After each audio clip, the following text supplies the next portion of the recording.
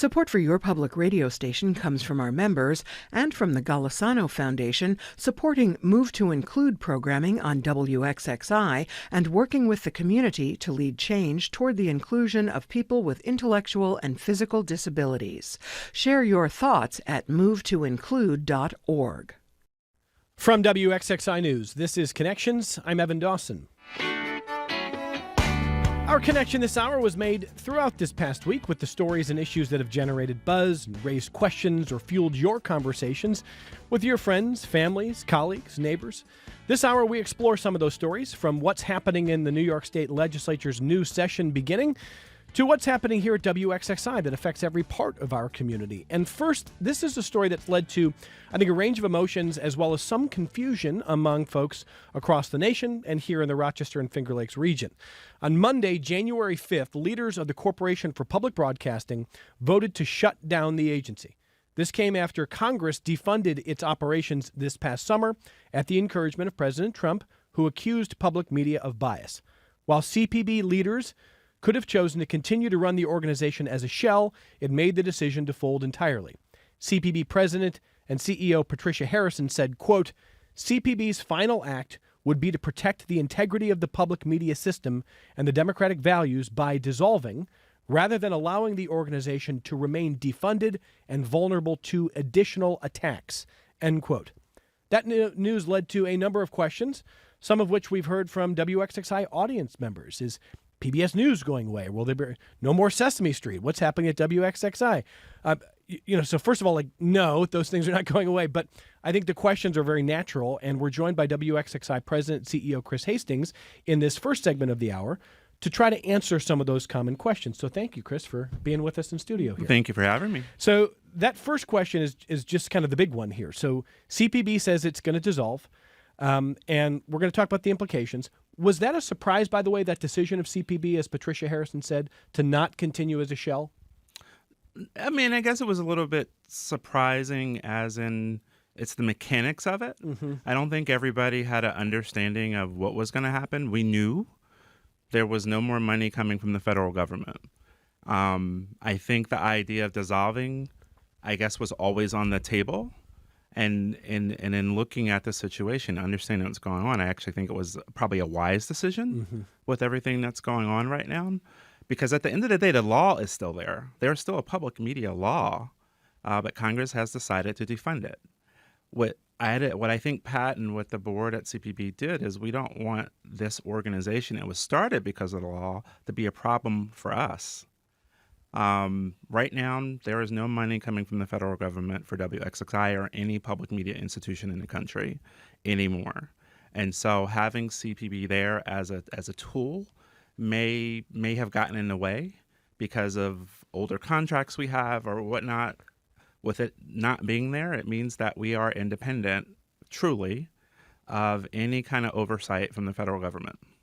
Now, for those who saw that news and thought immediately, does this mean no more PBS NewsHour? Does this mean XXI is in trouble? Does this mean no more NPR?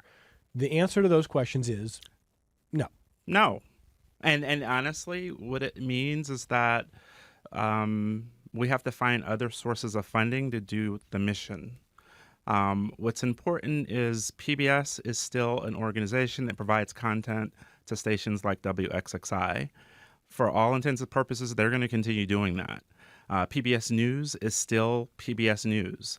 You know, they've had to make some adjustments based on funding not coming to them. I think you probably heard that PBS News Weekend has ended, but they also are releasing 2 new shows on the weekend that are branded at PBS News that are totally new, but it's going to be produced a little bit different than PBS News Weekend. And so I think for people who don't obviously see the actual funding percentages and numbers, I mean, I remember way back in 2012 when Mitt Romney was running against Barack Obama, and I think at the second debate, the question came up about defunding PBS. And at the time, there were polling questions on, what percentage of the federal budget do you think the Corporation for Public Broadcasting is? Some people were saying 5% of the federal budget, 10%, 20%. It's less than that. I mean, it's a tiny, tiny fraction of a federal budget. Mm-hmm. It was never as big as people thought. our funding from the federal government was in the 17-19% range, something like that. Depends on the year, but it's more like 15, 16. 15, 16. Okay. Yeah. So, and it's not 50%, it's not 60, it's not 75. No, and it was never our largest source of revenue for Right. what we do. Our largest source of revenue is actually our community. And that is amazing. In that, not to say that the cut from CBB it hurts. Yeah. But I continue to be ecstatic that our community believes in what we do, and they are partners in bringing public media to everybody. Yeah, I don't know too many organizations in the country that could easily withstand 15 to 16% of their budget just immediately gone. Right.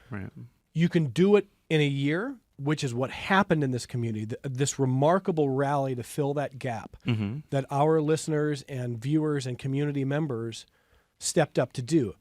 The challenge is, of course, if we're going to sort of stay whole, you have to do that again in 2026 and again in 2027, ideally, right? I mean, but how do you see that? I think it's an ongoing, it's the work that we have to do ongoing. I can't tell you that it keeps me awake at night to think that we don't have CBB funding coming anymore, but I also know that we have to throw all balls in the air. We have to do pledge. We might have to do more pledge. We need to go out after grants for the work that we do. We have to develop content strategies that possibly corporate supporters might want to come on and help fund. We have to do more to bring money into the organization to sustain our mission. What I want to stress to everybody is that this isn't a one-off situation.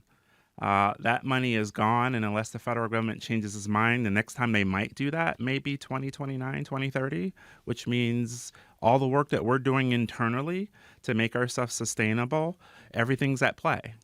I can tell you that we're doing well, but it's not something that we can not keep our eye on. We're going to have to continue to keep all things going. It's why we do a lot of strategy conversations internally. We're doing a lot of content development. We're coming out with new projects. We just launched the Move to Include podcast last week. That was intentional because it enabled us to bring in funding in different ways. We're going to be releasing new content that we hope we can get funded. We have to sort of put it all in the air and try to figure out how we continue to do what we want to do. And what we want to do is we want to keep serving our community with information. What we do is so unique compared to commercial media. Having been there, done that, yeah. Right? Yeah. You know, we're not just taking care of one segment of the community. We're trying to take care of all segments of our community. PBS Kids for the young people. NPR for everybody, because we all need information and news. Music is for everybody. People who love drama, watch Masterpiece. That's for everybody, but it tends to skew a little older. We're trying to take care of everybody in public media, whereas if this were a commercial station, not to name any or any digital platform, they're very niche. You know, we have a big umbrella in public media, and we want to try to continue to do that. Yeah. I should also mention that when we talk about our numbers, it's a choice to be transparent. And I want to say, I really salute the decision that you made as a CEO. Oh, thank you. To encourage all of us to be transparent with the audience, because the audience in the last year has known there's been this disruption. But not every station, and I understand why, is that transparent with the numbers. People don't like to talk about budget numbers. I get it. But there are NPR member stations that lost way more than 15, 16%. Especially 50%. 50% in smaller markets and smaller areas. And I'm very concerned about what happens to them. I mean, it's imagine having to replace 50% of your budget. So I think the transparency matters. But why did you decide to be this transparent with the audience? One, because this audience here, like we call them members. If this were commission media, we would call them investors. We might call them, but they're a part of the solution. And quite frankly, for us not to be transparent with them, it's called public media. The public has to be part of the solution. The people in this building who are working here are part of that solution too. And so I made the decision pretty early on that if we were going to sustain, if we are going to grow in the future, it has to be in partnership with the community. Um, we have to keep them a part of this. They are our biggest investor. They are part of the solution for how we're going to sustain for another 60 years. WXXI was started 60 years ago this coming September. And it was started by community members. We need to take it back when we have problems.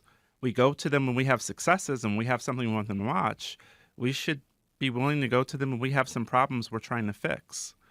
Our board is made up of community members. Our community board is called the community board because it's from the community. And so for us to think that we can solve this problem in a bubble, that's not the smart way to go. I think it's smart that we open the door and try our best to sort of partner. And you never know what happens. You know, we've had some surprising gifts. Some people who were like, I know what you need. Here's a check. I know what you need. I want to volunteer more. I know what you need. Can we partner with you to help you raise some money? Mm-hmm. What's important for me is that we cannot right the ship by ourselves. We have to do it with staff. We have to do it with our board members. We have to do it with the community members. We have to build new partnerships with creators in the community. We have to really be honest with ourselves and with that community because it is public media and we're trying to serve so many people. A couple other points before we let you go. A couple of listeners had asked if it is a good assumption that the CPB could come back in the future with a different sort of political climate. I mean, I guess that's a possibility. But you don't count on it.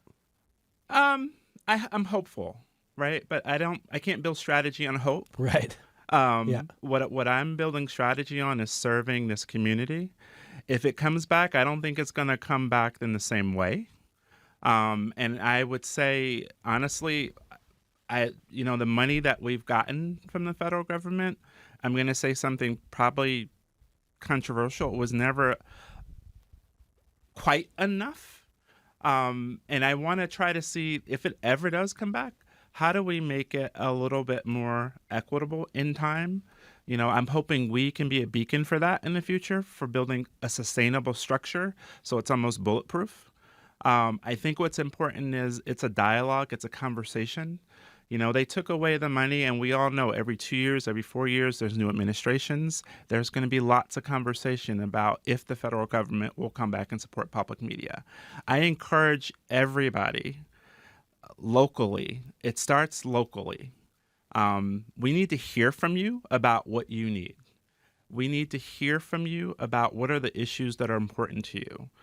These services that we provide, from kids to drama, they're your services. And so, like, I think it was Megan who sent me an email from somebody who was concerned about PBS News Weekend going away. We need to hear more emails about the changes we're making because this is your platform.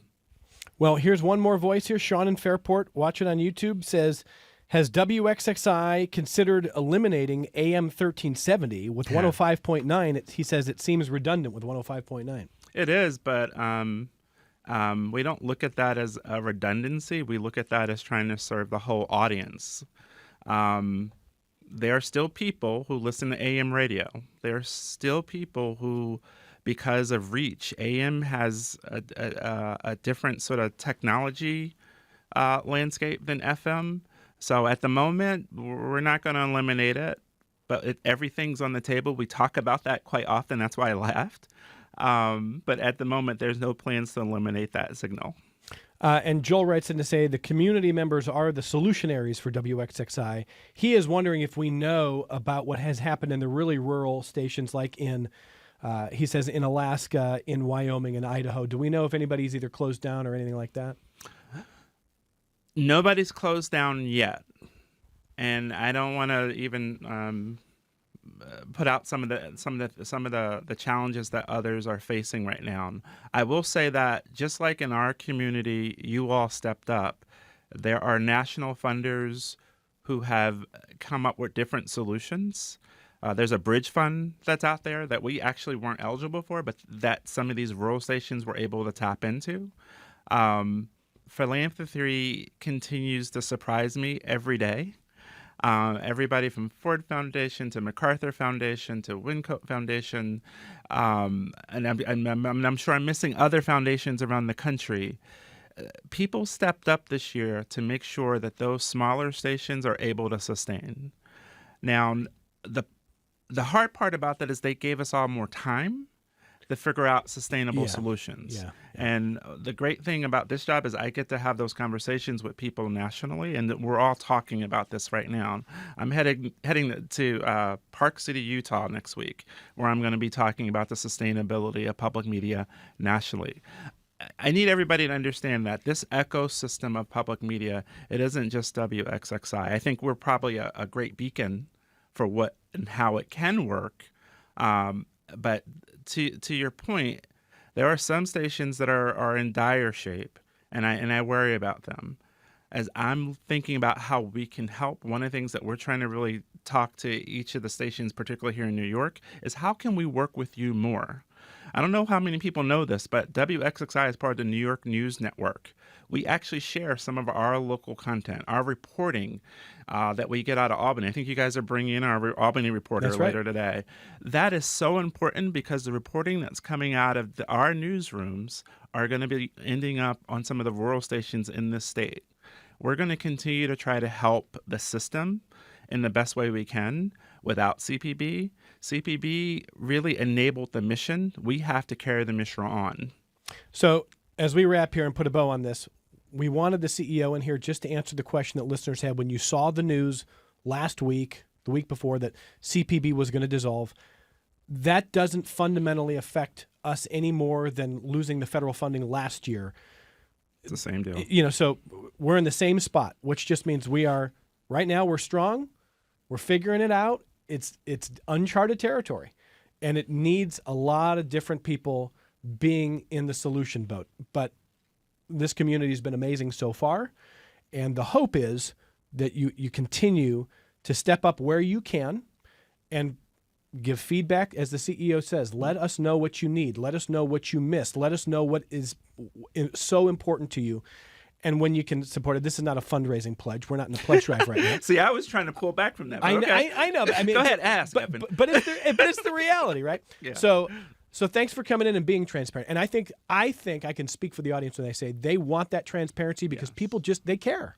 It feels like it's their station. They want to know what's up. So it is their station, and I'm super appreciative of our staff. I know it's been my first year here. I had everything that could possibly come in my first year, but I am appreciative to the staff and our board and this community for welcoming me. But more importantly, we're going to solve this together by being together. Thanks for coming in. Thank you. That's the CEO and president of WXXI Public Media, Chris Hastings. We take a short break, and we're coming right back with Samuel King from Albany next. Watch your favorite PBS shows and local documentaries on your schedule. When you become a member of WXXI, you'll gain access to PBS Passport, a streaming benefit where you can binge all your favorite shows. Join today at WXXI.org/give.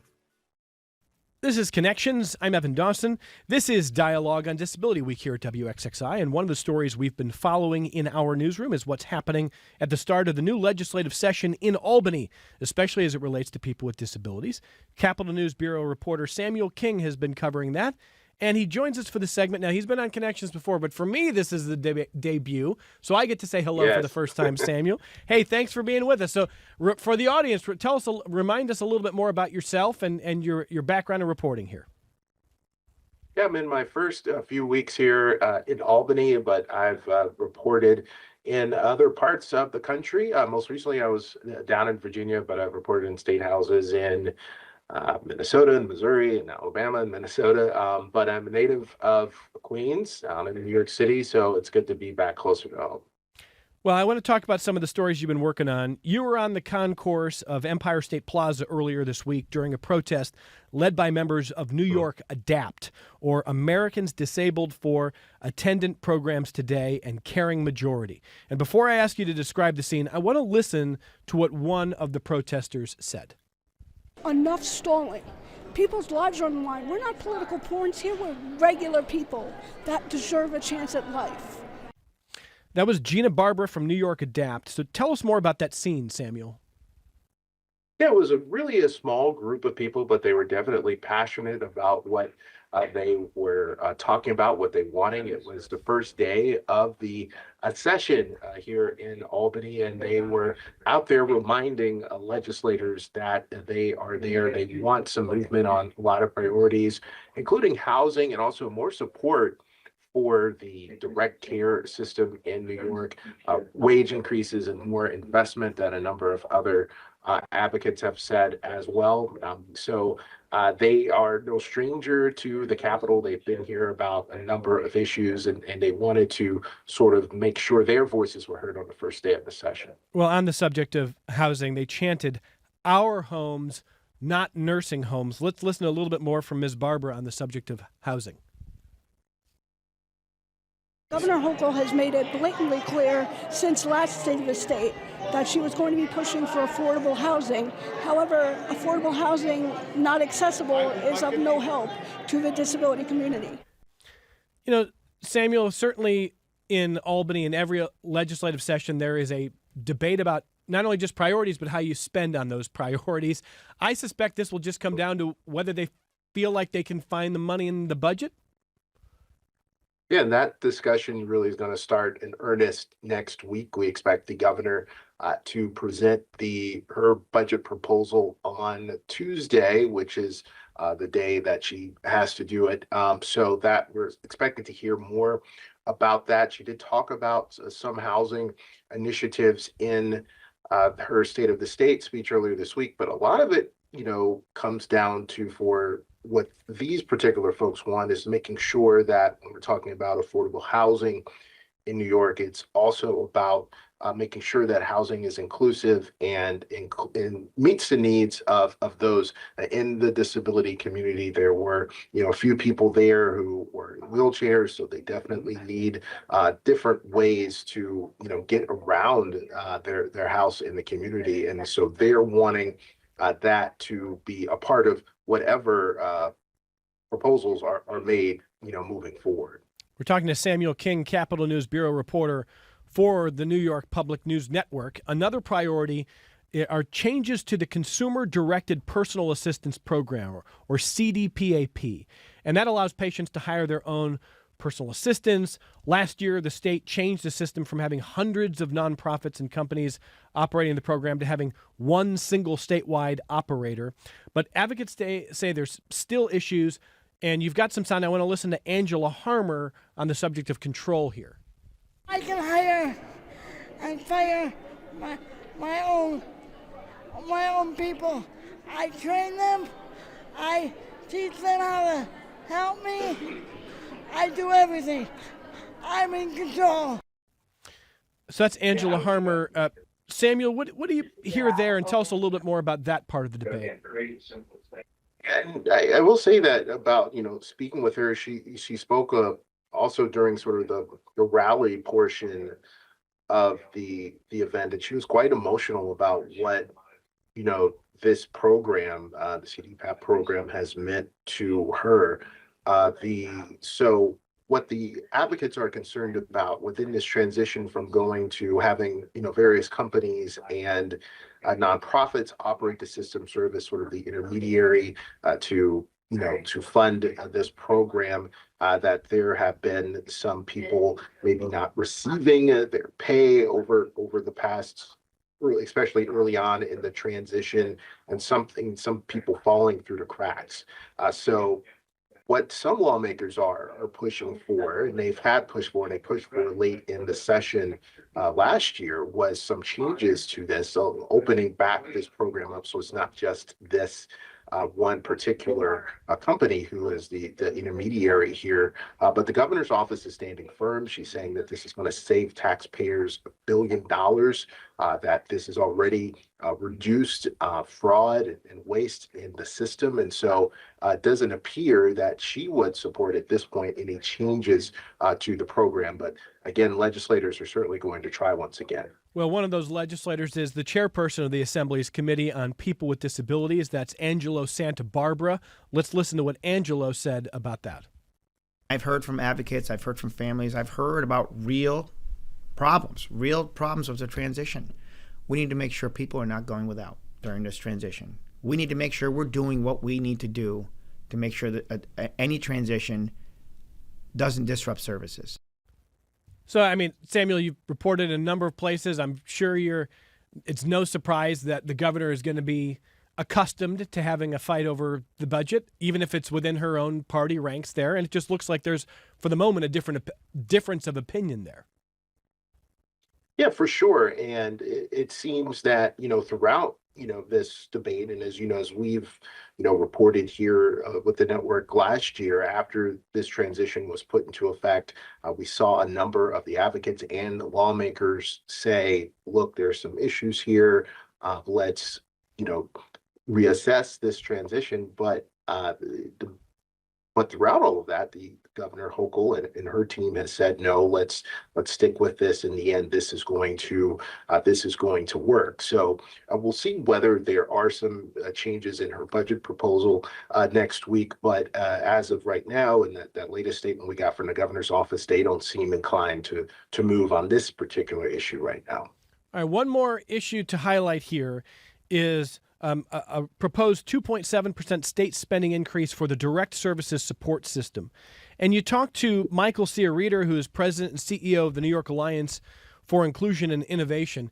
His group is seeking policy solutions on housing that would prioritize essential workers like home health aides for people who need that. And I want to listen to some of what Michael told you. A significant increase in resources a couple of years ago now has made a significant improvement in what was a widely unsustainable situation. It has made a significant improvement in that, and we need to make sure that we don't lose any more ground with regard to the system in which we're operating. So again, they don't want to lose any ground. They want, more resources so people can have access to home health aides. Just to me, it seems like the same story as the other categories that we've been talking about. This question of, is there the money for it, or is that the wrong way to look at it, Samuel? I don't think that's necessarily the wrong way to look at it.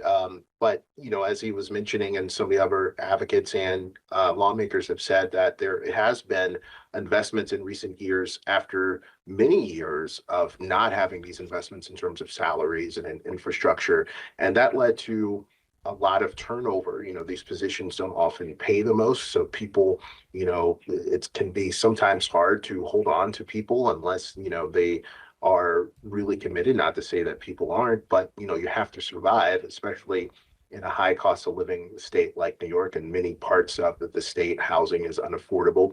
So what they've done in terms of raising those salaries and that investment over the past couple of years has sort of helped stabilize things to some point. There's still issues, there's still a long way to go, but they say now is not the time to sort of stop that investment and keep going. And also, in terms of finding things that may not necessarily cost money sort of directly and sort of paying it out, but finding some solutions to the housing question, maybe offering priority to those workers, and some other ways, offering some incentives to businesses to help with that sort of thing, is maybe another way to do this that probably is not as resource intensive as just saying, we're going to throw a lot of money at it. Last point on this issue, you talked to Maureen O'Brien, president of the New York State Industries for the Disabled, or NYSID, NYSID. And she says in New York State, I think the number you have is that individual with disabilities are unemployed at a rate of 64%. Is that right? 64%. She said that, and that is sort of a persistent problem. And her group is part of the many who connect the disabled with employment and connect them with businesses. And they are seeking, not only more investment in the system and some of the other issues we've talked about, but in terms of opening up some of the regulations in New York State that would allow more businesses to be a part of this issue. The governor didn't directly sort of address that issue in her State of the State message, but in her written message, she did talk about looking at ways to provide more employment opportunities for people with disabilities. She touted the administration's record so far, including appointment of a chief disability officer, looking at some ways for technology to help in the workplace. So these are certain other debates that will happen here at the Capitol as we move forward this session. All right, let's ask you to put your gaze on some other issues outside of what we've been talking about here. What is there buzz in Albany about any one particular issue? I mean, the interesting thing as an observer is it's an election year for the governor. You know, she appeared on stage with the new mayor of New York City, Zohran Mamdani, and was talking about a number of programs. The Republicans in New York State are criticizing her for the possible spend on some of these programs. What is the buzz like in Albany right now? Yeah, just certainly sort of waiting to see sort of what can happen with a lot of these programs. You know, I mentioned the budget. I was expected to get that proposal early next week, so we'll get some more specifics. There's a lot of talk about childcare, and we saw the announcement, of course, and you might have read about the announcement in New York City. And then the past couple of days, the governor has talked about sort of a pilot program elsewhere in the state, and that seems to be the big thing that upstate lawmakers and Western New York lawmakers are stressing, like, okay, we get childcare, we want universal childcare. What is that going to mean for us? We understand that New York has the infrastructure already, which is kind of why that's starting first, so to speak. But how do you expand that? So that's something that, you know, a lot of lawmakers have questions about because they're up for re-election too, and that's something they're going to want to hear from, you know, their voters as well. This is a fascinating state to cover politically. So, Samuel, before you go, where did you grow up? Oh boy, that's a good question. It's complicated but not complicated. So my childhood was kind of split. My family is originally from Alabama, but they moved to New York State generations ago. So I was born in New York, and then, you know, elementary and middle school, actually, I lived in Alabama. And then for high school, I moved back to New York City. So sort of had a perspective of different ways in growing up and seeing other parts of the country that, you know, I hope to bring to this position as well. Did you consider yourself kind of a political junkie growing up?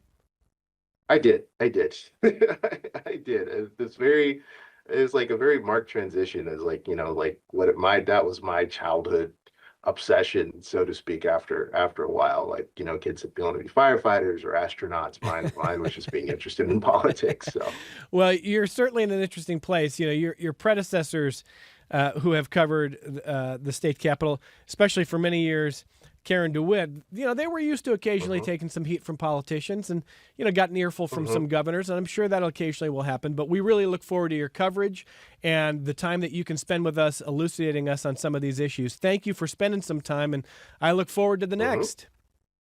Yes, definitely. I'll be ready to come back anytime. Thanks. Samuel King, Capitol News Bureau reporter for the New York Public News Network. Short break. We've got more connections wrapping up the week next.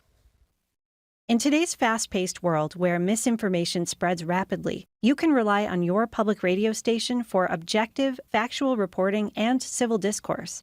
Your monthly gift is vital to maintain the reliable information you depend on. Please start or increase your support today. This is Connections. I'm Evan Dawson, and I'm glad to be joined in studio by my colleague Sarah Murphy-Abamonte, project manager for Move to Include here at WXXI. I usually see you in studio when we're on Pledge Drive. It's nice just to see you on Connections. Yes, and a lot later than we normally are on the mic together. It's usually about 7 a.m. when I see Sarah in here. We talk a lot about Move to Include, but I think it's important sometimes to just pull back and make sure our whole community understands what it is and what the mission is and more about what you do. So I want to start with that for you. Go ahead. Sure. So there's two hats, really, or two sides to Move to Include. There's everything we do here locally, including Dialogue on Disability, which is the programming that we've been bringing to you all this week. Television, radio, news, and that's our partnership with El Siegel Community of Agencies. That actually predates what we now call Move to Include. That was the seed of Move to Include over 20 years ago. And that's a story I love to bring out to our PBS and NPR affiliates across the country, that accessibility and inclusion can start small. Like wherever you are on your journey, you can start here and grow to what we have now. And so what I'd like to share with some folks today is what we are doing nationally outside of the Rochester area, because I don't think we talk about that as much here locally. Absolutely. So the floor is yours here. Tell us about that. Great. So Move to Include, I know Chris was on earlier talking about CPB. One of the things we did get from CPB several years ago now was funding for a pilot project to bring Move to Include the programming, the content, the concept to other stations throughout the country. And so we've now created a national network out of that original pilot. We have 10 plus other stations that are involved with Move to Include, and they go as far west as Portland, Oregon, and as far south as Fort Myers, Florida. We have several stations in New York that are working with us, and in the Midwest as well. So this is something that runs the gamut, can be initiated in any community. And so we're always looking to add more partners to that network. But what we're doing right now is we're taking what we've learned and what we've not perfected, but evolved throughout the past 10 plus years of Move to Include. And we're bringing that knowledge and that expertise to stations who may not be able to have a full-time accessibility expert on their staff, not be able to put resources behind trainings, and we create playbooks and things like that. So really providing those resources to those stations and providing myself and the team that has grown up here with Move to Include to our colleagues throughout the network so that we're able to share the knowledge that we've gained. I mean, in some ways, it puts WXXI in kind of a national leadership position, doesn't it? It does. It does. And a lot of times that means myself or Chris or some of our other staff members going to places like PBS annual meeting or NPR headquarters in D.C. and talking to our colleagues, presenting what we've found, what we're doing, and letting them know that they can also be a part of this work. When you talk to your colleagues from as far west as Portland, as far south as, do you say Fort Myers? Yeah, Fort Myers, Florida. I mean, are there common themes of issues that maybe are impeding their coverage or ability to sort of grow this effort? What are you hearing? Yeah, it's almost like a roadblock of good intentions, because people want to be doing this work, but maybe they don't have a lived experience themselves or someone they love of disability. And so there's a lot of good intention, but they don't want to put a foot wrong. So a lot of what we're doing is talking folks through just kind of disability etiquette and inclusive language 101 and getting them past that stumbling barrier. And then on top of that, of course, is the real logistical challenge of limited resources of staff, capacity, and funding. So I want to say a couple things about that. When it comes to inclusive language, I don't view this as part of what I would call the culture wars language police of the last decade. I view this as something different. In the disability community, it does matter because, just as an example, earlier this week when we talked about marriage equality we heard that in the first episode of the new Move to Include podcast. Yes. Marriage equality is something that when most people hear it, they go, oh, LGBTQ rights, same-sex marriage. They're not thinking in the capacity of the disability community. Okay, but when you hear the guests that we had on that program say, ask yourself why that is, and ask yourself if equality really is it, because to the disability community, we still don't have marriage equality, as we learned in the podcast in episode 1, and it was really, really interesting. And sometimes the way we talk about issues and the way we talk about communities, either inclusively or exclusively, really does matter. The words matter, the implications matter. I don't view this as kind of that everybody's kind of wringing their hands about the language police the last 10 years. I view this as different. How do you see it? Yeah, so language, along with things like adaptive technology and even the tech that we use for this show, is constantly evolving, becoming more accessible, becoming more inclusive. And the disability community is not a monolith. So we talk a lot about the two different kinds of language being identity first or person first language. And there are different pockets within the disability that prefer one over the other, and an individual could prefer one over the other. So we always want to make sure that, not in a cancel culture sort of way, but that we're responding to what the individual and the community's preference is. Yeah, absolutely. And so the other thing I want to mention was, I kind of want to out myself a little bit. I started hosting this program in 2014. And one of the first months I was on, probably felt like I was drowning a little, doing 10 hours a week, going like, whoa, this is a big job. So we booked a show. I don't remember 12 years ago exactly what the subject was, but it was about the disability community. And we had the leaders of a number of agencies on. And they had a lot of really important things to say about resources, et cetera. We did not have a person with a disability on that program. And that was a good time for me to learn a phrase that I've never forgotten, which is nothing about us without us. You hear this a lot. Yep. It's a really useful phrase, by the way, in talking about any community, but especially in the disability community. What was shared with me very firmly, but I thought lovingly, was please don't continue the trend of leaving our voices out, of talking about us without us, and not having our experience at the table.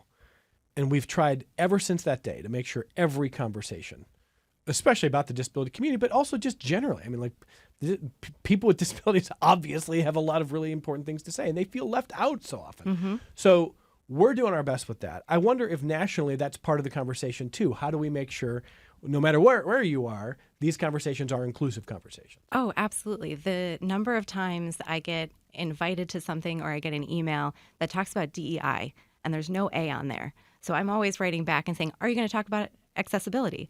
Because DEI conversations are important, but for me to, with limited time to show up at your conference or your webinar and you're going to give either just lip service to accessibility or not address it at all, we have some educating to do there for sure. And I also want to say that I think we, the big general we in public media, have to be open to criticism and very direct feedback on what is not working in terms of accessibility. So what you are seeing this week in the launch of the Move to Include podcast is there's a video component, there's audio component. We try to make sure closed captioned is accessible and available. Closed captioned, and we're going to be doing an ASL version of the podcast as well. Awesome. So those things do matter because, if anybody hears about that in our building, you probably hear it first from the community when we don't do those things, right? And how are we doing overall with making sure the accessibility component is there? I think we're ahead of the game in a lot of ways because every time we start a conversation about a project in this building, Move to Include is around the table and we're thinking about inclusion and accessibility from the get-go. That's not always the case. And quite frankly, when you aren't starting out from that position, it shows. But that being said, that's over 20 years of experience and not everyone has that. So we want to really hit home that we're not perfect. Things are changing. We're keeping up, and we're able to keep up a little bit better than some other folks, but we still have some learnings to do. And I myself identify as a person with a disability, someone who's neurodivergent. I only have that lived experience of my own to really confidently rely on. So I'm always looking at who's not around the table, who are we not hearing from, and who can we invite to that table so that we can get more feedback. I'm always open to feedback. And like you said, coming at it from a place of humility. And a lot of times you don't know what you don't know because you don't have that lived experience. And that to be said, we don't want to rely completely on the emotional labor of people with disabilities. We want to be working with partners in a way that is mutually beneficial, in a way that they're fairly compensated for their work for us. We started this hour with the CEO and president of WXXI Public Media, Chris Hastings, because we had a significant number of questions from listeners earlier this month when it was announced that the CPB, the Corporation for Public Broadcasting, was dissolving. Now, we knew last year we were losing federal funding, but CPB has been in place for many years, and its dissolution kind of sparked these new questions like, well, oh my gosh, what does this mean for you? And the answer was, in terms of funding, it didn't change anything. We already lost federal funding. But I am curious to know for you what CPB's dissolution means. Does it affect anything in the way that accessibility conversations, support funding, possible future partnerships, does that change anything? Not directly. I would say more so it's kind of the atmosphere or the attitude within the public media system that's changed. We saw very much a cooling or a pulling back of folks, I'd say around November of 2024 and certainly early to mid 2025. People weren't sure where things were going with DEI, where the federal funding was going. So there was a lot of hesitation to engage in something ambitious like joining a Move to Include network. We're now seeing that tether, that leash from CPB and federal funding, while it is very scary, and I don't mean to diminish it in any way, has given stations and people within the system the opportunity to be innovative and to say DEIA is a value that we believe in, and so we want to double down on that. We heard that from our own leadership here at WXXI.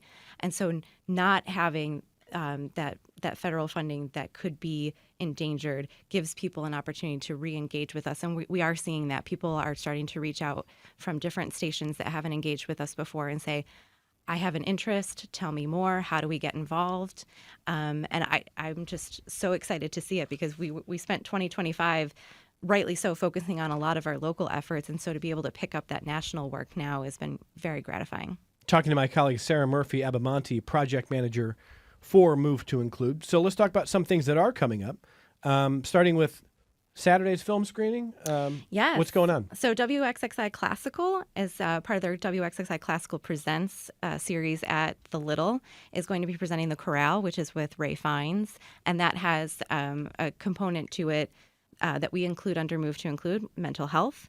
And talking about, I believe it's a PTSD type conversation. So we wanted to be on board and sponsor that as part of the Dialogue on Disability this week. The timing worked out perfect. And we'll be sponsoring also the ASL interpretation at that event. Okay.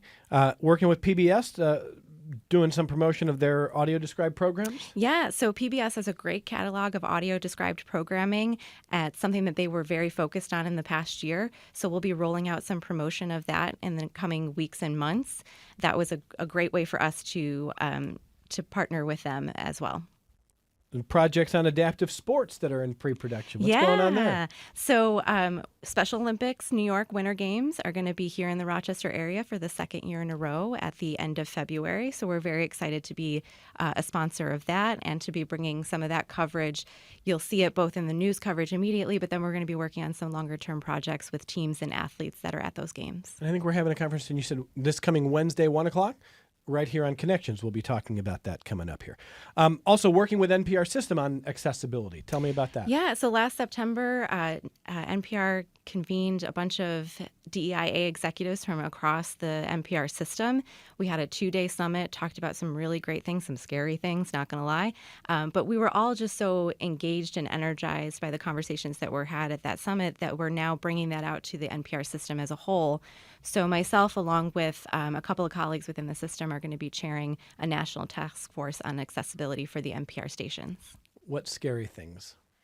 I mean, a lot of legal and financial stuff. So we're kind of working through that. It gave us, I think it was the first time we'd really convened as a cohort in person. So it was really great to see the other folks in the system that are doing the work as well. And collaborating with a nationally recognized accessibility agency, doing what? What's going on? We are. So one of the things that we offer to our partner stations are playbooks. We have kind of a Move to Include 101 playbook and a production playbook that talks about the more technical aspects of production available to our stations. So the next in that series is going to be a playbook on accessible social media and digital presence. And that's going to be co-branded with Levant Consulting. So what would you say to the average American journalist who doesn't have a disability and maybe doesn't think in a way that thinks about the full audience in the disability community? What do you want them to know? Be curious.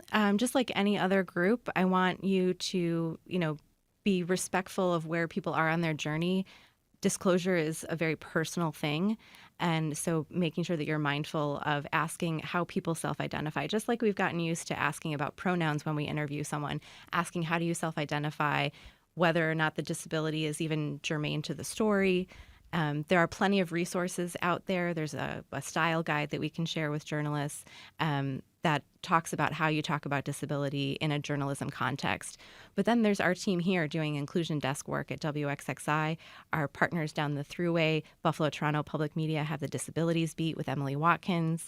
And Joe Shapiro at NPR is doing some national coverage. And there's many, many other journalists throughout the country that are doing great work. And I want to close with this idea because I think it's important to talk about our values and what we truly aim to achieve and to be transparent, to stick with the theme about that.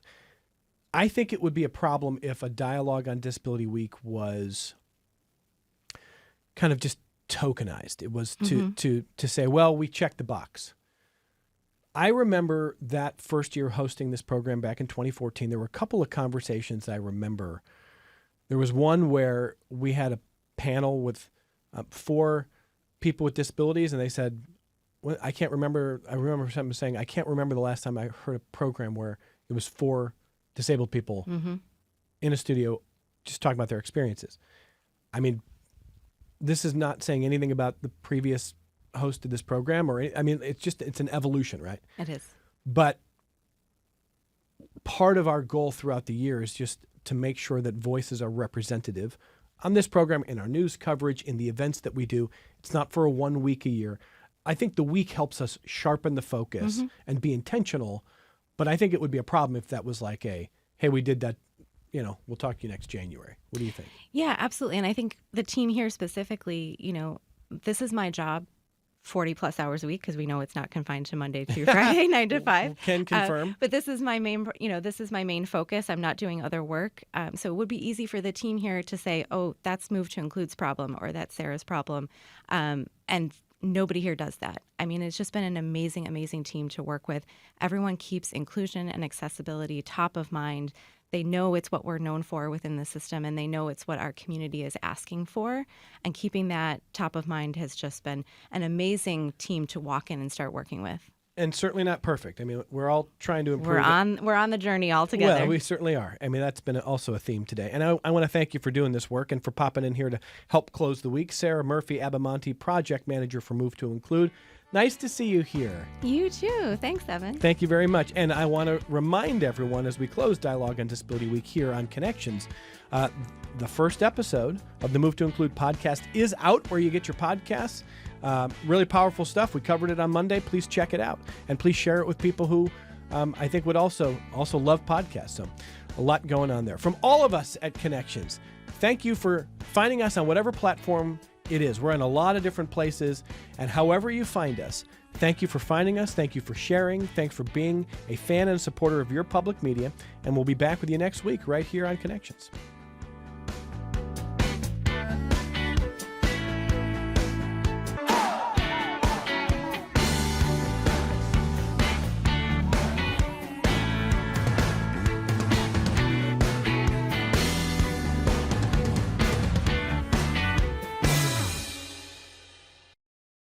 This program is a production of WXXI Public Radio. The views expressed do not necessarily represent those of this station, its staff, management, or underwriters. The broadcast is meant for the private use of our audience. Any rebroadcast or use in another medium without expressed written consent of WXXI is strictly prohibited. Connections with Evan Dawson is available as a podcast. Just click on the Connections link at WXXInews.org.